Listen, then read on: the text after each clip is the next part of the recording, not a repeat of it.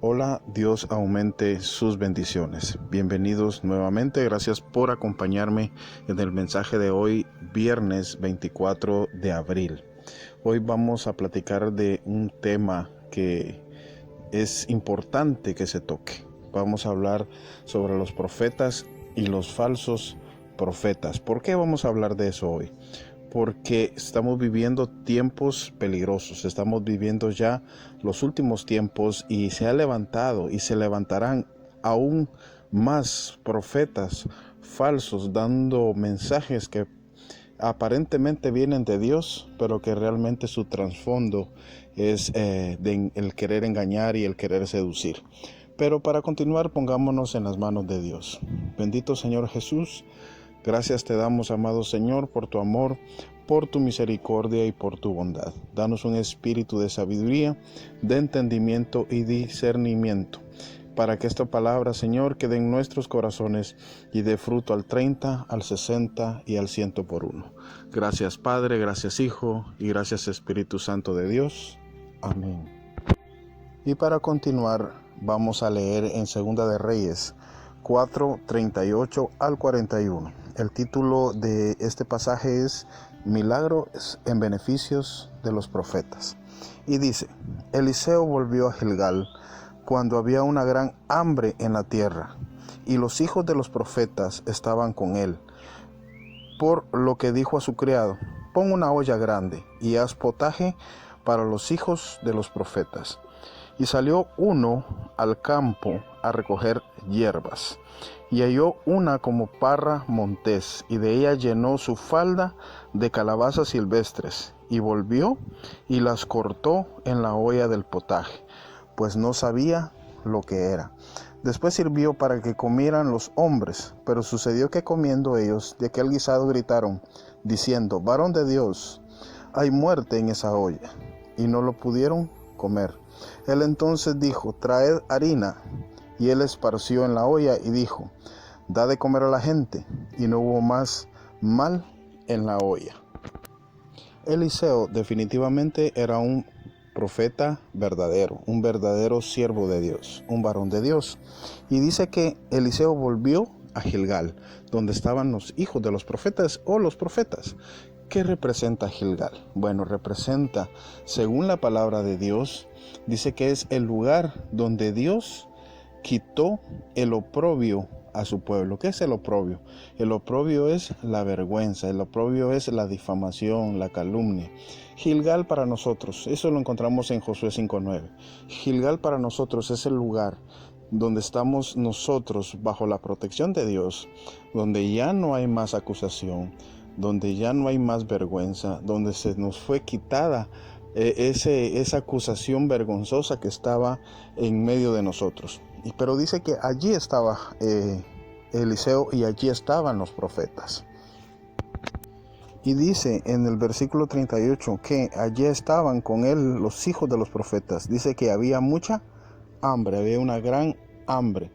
Y eso me recuerda el pasaje en 2 de Timoteo 4, de 3 al 4, donde dice que en estos tiempos, en estos últimos tiempos en los que estamos viviendo, habrá una gran hambre de escuchar la palabra de Dios, porque dice que los hombres van a tener comezón de oír, y será tanta su necesidad de oír la palabra que prestarán sus oídos a cualquiera, a engañadores, a falsos ministros, a falsos siervos de Dios.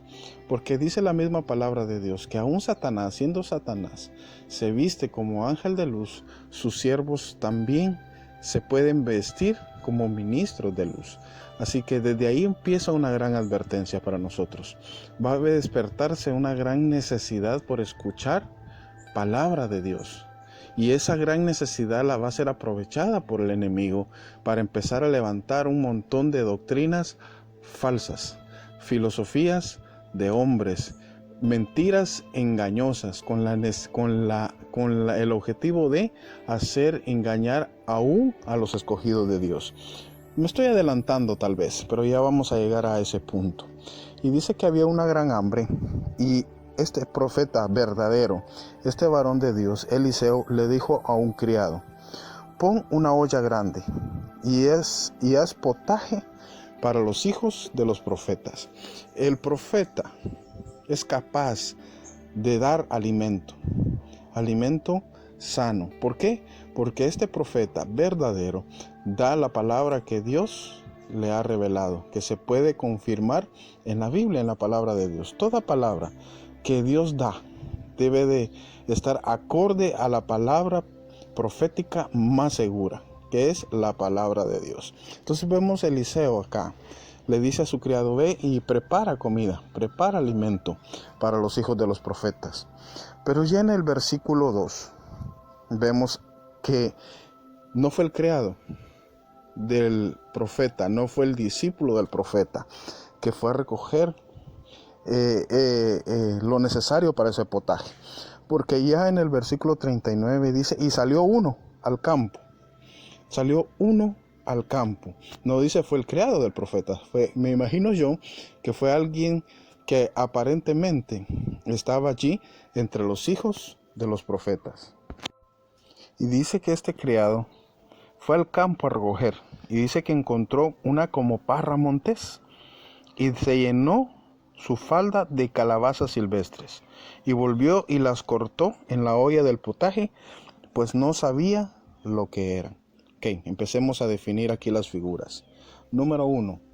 Según la Biblia, en Juan 4:35, el campo representa al mundo. Quiere decir que vino alguien que estaba en medio de la reunión de los hijos de los profetas. Estaba un discípulo, un aprendiz, por decirlo de esa manera, y salió al campo a buscar alimento. Y dice que recogió unas como calabazas silvestres, porque no sabía lo que eran.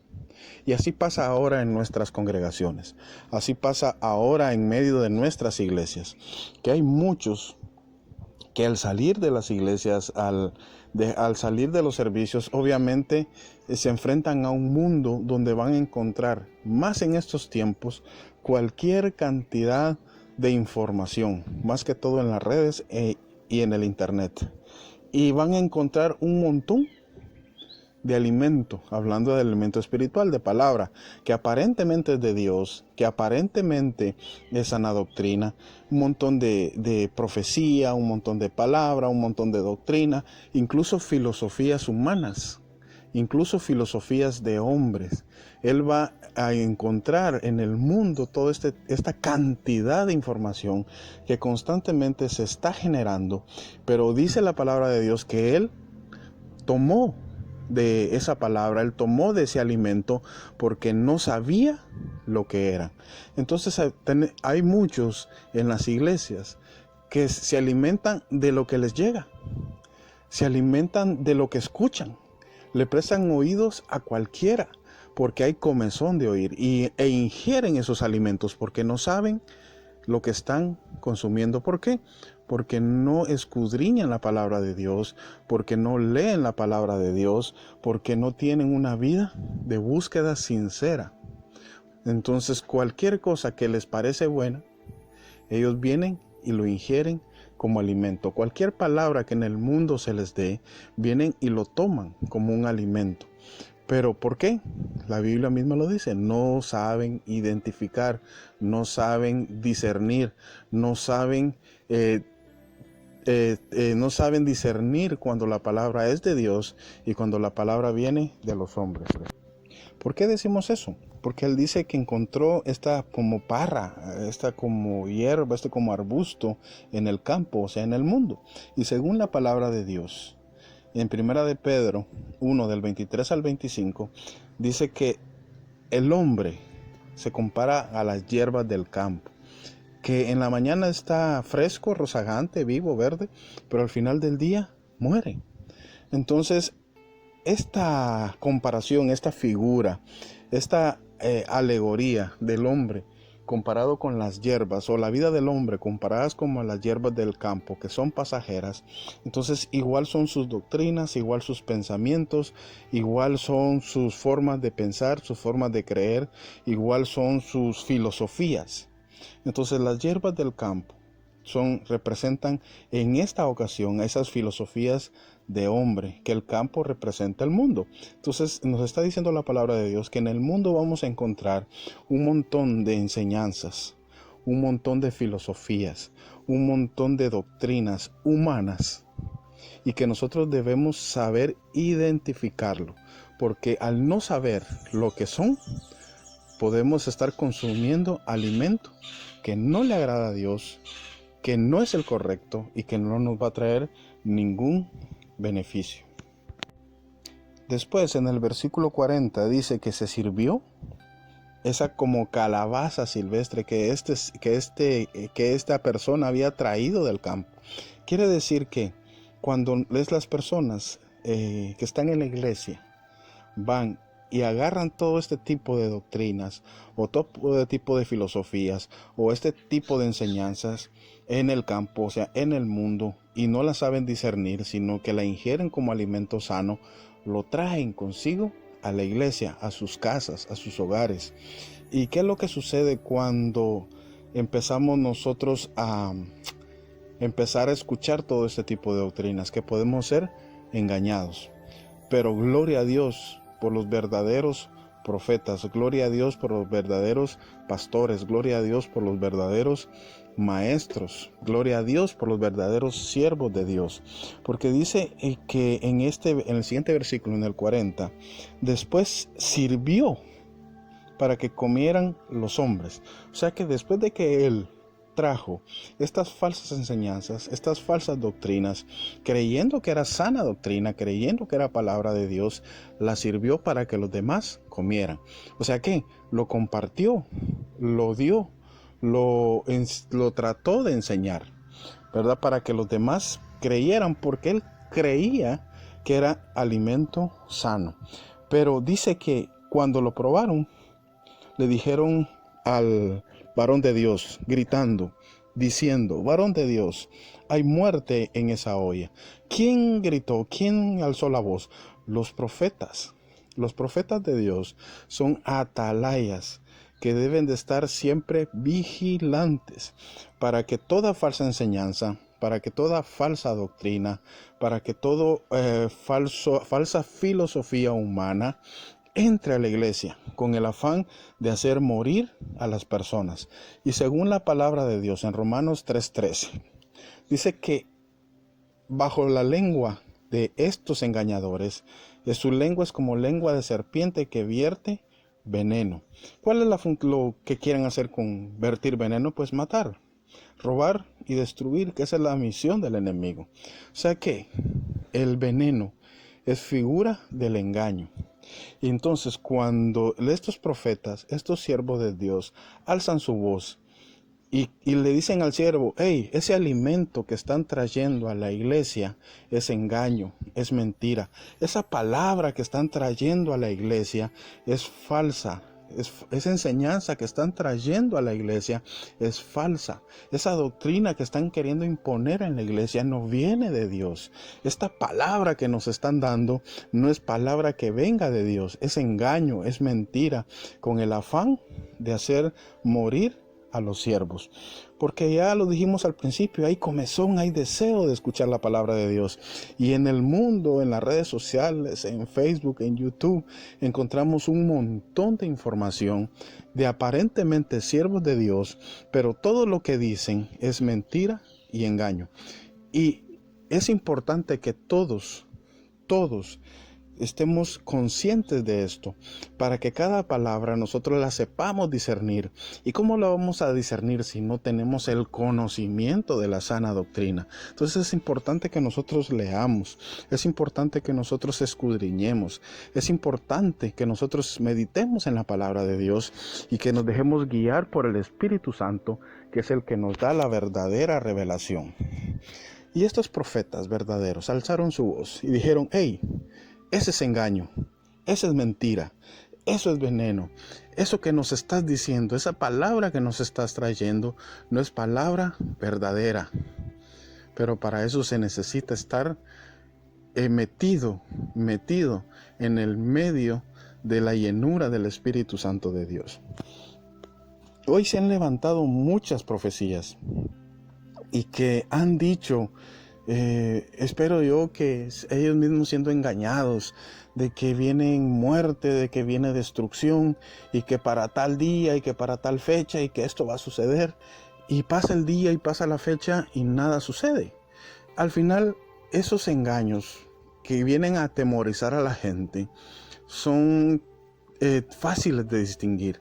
Pero ¿qué pasa cuando aquellas doctrinas que nos quieren desviar de la sana enseñanza, que vienen sutilmente disfrazadas como iluminación y como revelación de Dios, pero que nos aleja de la verdadera enseñanza del Espíritu Santo? Eso solo manteniéndose atentos, manteniéndose alertas.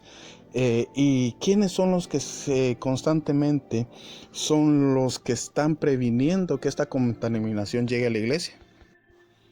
Entonces, ¿qué necesitamos nosotros para mantener una doctrina sana, un alimento nutritivo, para saber que la palabra de Dios es la correcta? Bueno, en el versículo 41 dijo, ¿quién? Eliseo, el varón de Dios, traed harina, y la esparció en la olla y dijo, da de comer a la gente, y no hubo más mal en ella. ¿Qué representa la harina? Bueno, ¿de dónde se extrae la harina? La harina se extrae del trigo. ¿Y qué es el trigo? Bueno, la parábola del trigo y la cizaña, ustedes la conocen, la han escuchado muy bien. ¿Qué dijo el Señor Jesucristo al respecto?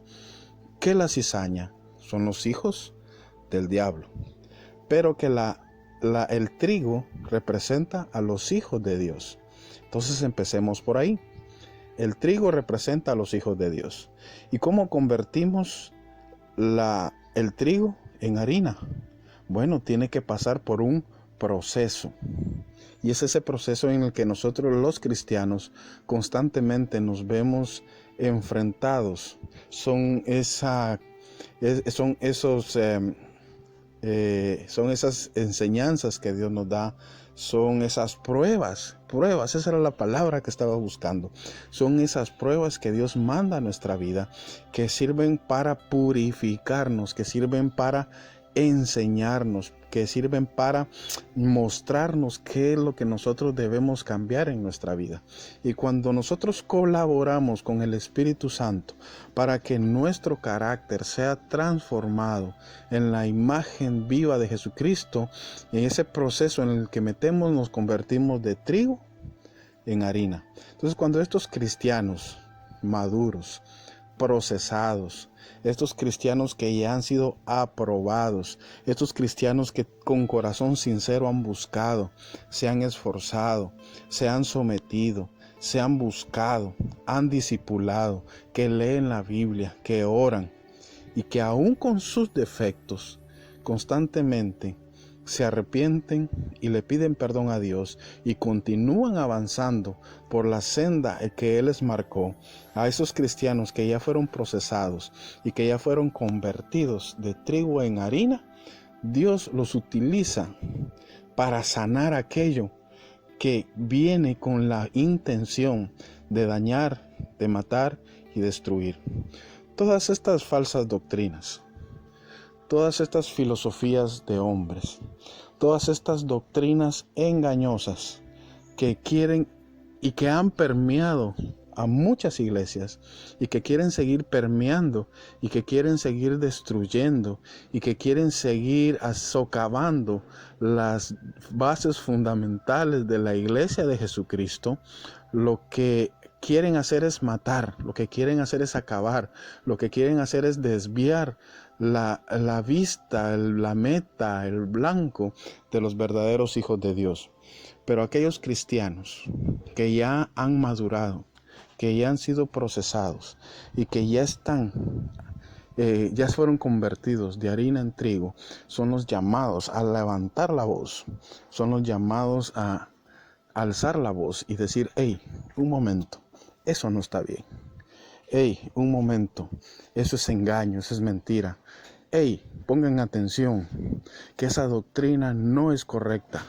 Entonces, esos verdaderos hijos de Dios, esos verdaderos pastores, esos verdaderos apóstoles, esos verdaderos profetas, esos verdaderos maestros y esos verdaderos evangelistas son los atalayas, son los vigilantes, son los vigías para cuidar que el alimento que la iglesia está consumiendo no vaya envenenado.